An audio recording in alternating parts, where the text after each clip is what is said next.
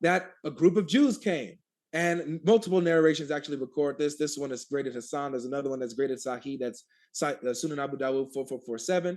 But just for the sake of argument, I'm just going to, generalize the narration here. But this is what it says here in Sunan Abu Dawud 4449. It says a group of Jews came to visit, a group of Jews came and invited the messenger of Allah. So he visited them in their school. They said, Abdul Qasim, one of our men, has committed fornication with a woman. So pronounce judgment upon them. They placed a cushion for the messenger of Allah, who sat on it and said, bring the Torah. It was then brought. Wait, what they meant to put, guys, excuse me. What they meant to put in this hadith is, we don't have it. Or it's been corrupted. Muhammad, what do you mean bring the Torah? It doesn't exist, you silly goose. It's not here. Oh, but no, that's not what happened here. It says, it was then brought. Huh, amazing. Bring the Torah. It was then brought. He then withdrew the cushion from beneath him and placed the Torah on it, saying, I believed in thee and in him who revealed you. He then said, bring me one who is learned among you. Then a young man was brought. And so they saw that the ruling was stoning for adultery. And so Muhammad had them stoned, had the man stoned to death according to the law that's in the Torah. That's there and not disappeared or distorted, that Muhammad believes in somehow and says it's with the Jews and Christians. What Avery doesn't do is quote the rest of the hadith that are around this same topic. So the story goes that they brought the judgment cushion, they put the Torah on the cushion, and the Prophet Muhammad, peace be upon him, said, I believe in this and the one who revealed this. Avery loves this evidence. Every time David Wood has coined this term, judgment cushion, so it sticks in your head. Well, let's use that term. Every time you hear this argument about the judgment cushion, remember me, because I'm about to tell you what the judgment was of the Torah on the judgment cushion. And this is what Avery fails to tell you. This hadith regarding the judgment cushion, it's not authentic, but we're going to run with it. The meaning doesn't go against what we're saying. But what is authentic is the statement in Bukhari where they judge the Jews by the Torah, and Avery knows what it says. It's they bring the Torah, and the Jews were covering the book. So this was physically in the Torah. Abdullah bin Salam moved the hand of the Jew who was trying to hide the judgment. And what did it say? It says you need 4 male witnesses, and you need to see the eyeliner go in the eyeliner pot. Now my question is, Avery, where are these 4 witnesses in your Torah? Where is the eyeliner pot in your Torah? I will give you, we can use this hadith. My dear scholar, Sheikh Albani graded it Hassan, although I believe he's wrong, but we will use it. But the point is, Avery, the Torah that they judged with on the judgment cushion, it doesn't affirm your narrative. It gives an alternative ruling. He admits that Albani grades it as Hassan. Hassan means good. You can't reject that. But he says, oh, we'll go with the hadith science. Okay, going with the hadith science, let's go to Sahih Bukhari and see the narration that he records on this. Sahih Bukhari. Sorry, I think I lost it here. Here it is. Sahih Bukhari 6819. 10 seconds left. 10 seconds?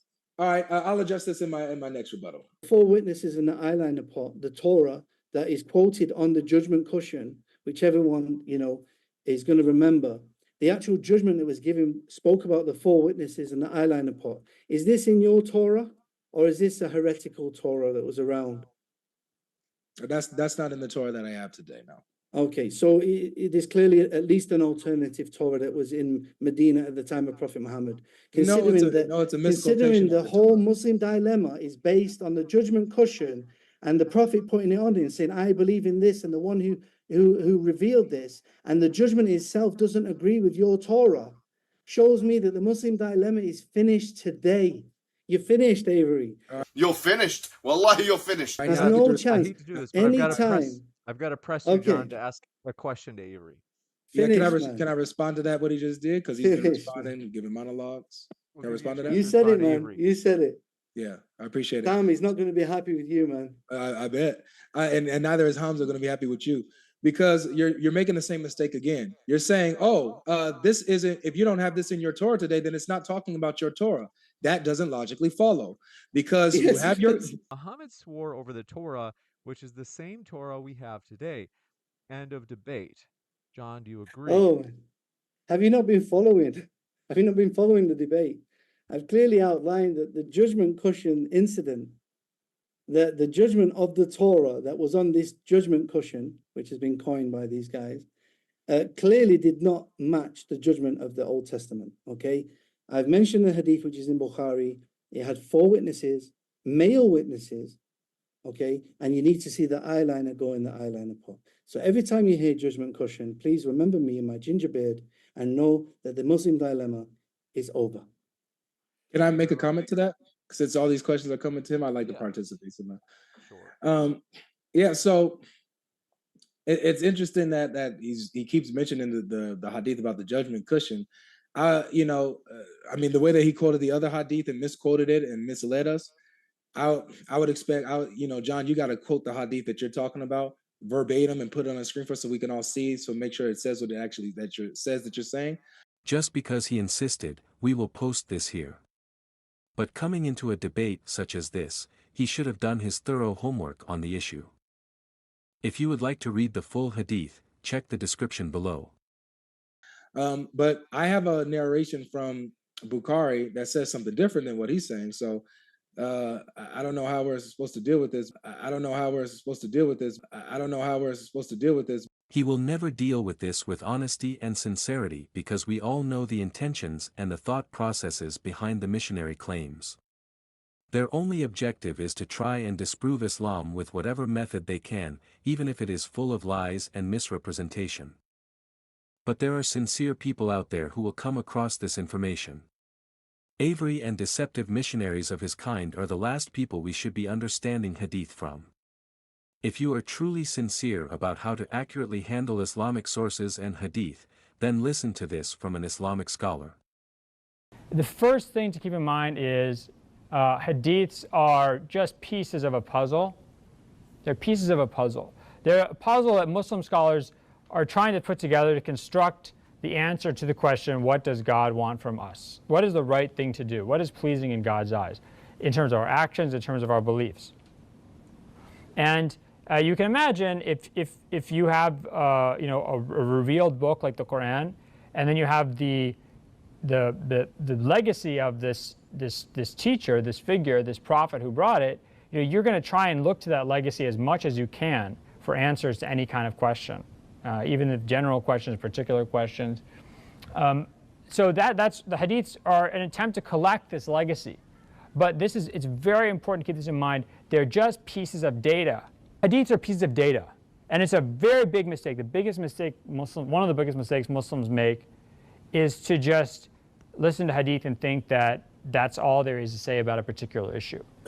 It's almost never all there is to say about a particular issue. It's a piece of data that fits into a bigger system, and that's the job of Muslim scholars. I don't know how we're supposed to deal with this. I don't know how we're supposed to deal with this. I can give you the last word on that last one, just because the original question was also directed at you, but I just have to have a pithy response. You see, there's many hadiths with regards to this incident. SubhanAllah, one of them is the judgment cushion. One of them is the one I quoted, this one. So you have to look at all of the hadiths surrounding the incident. Yeah. The only thing he brought in this debate was a judgment cushion. And this isn't a pillow fight, Avery. You've totally misunderstood this. You came to a debate and wanted a pillow fight. And instead, you've just been refuted. The Muslim dilemma is over. It's over. I'm sorry, but it's over. Every time you hear about the judgment cushion, let's ask about the Torah that was on the judgment cushion and follow the hadith that tells us there was 4 witnesses, and you have to see the eyeliner go in the eyeliner pot. It's a description which you have to see in order to fulfill the judgment. This is clearly not the Torah of Avery. I don't know how we're supposed to deal with this. I don't know how we're supposed to deal with this. The eyeliner pot. Is this in your Torah? That's not in the Torah that I have today, no. This is what happens. Allah describes it to us in the Holy Quran. بَلْ نَقْذِفُ بِالْحَقِّ عَلَى الْبَاطِلِ. When truth is hurled against falsehood, it knocks out its brains. It knocks out its brains. It knocks out its brains. قل يا أهل الكتاب لا تغلوا في دينكم غير الحق ولا تتبعوا أهواء قوم قد ضلوا من قبل وأضلوا كثيرا وضلوا عن سواء السبيل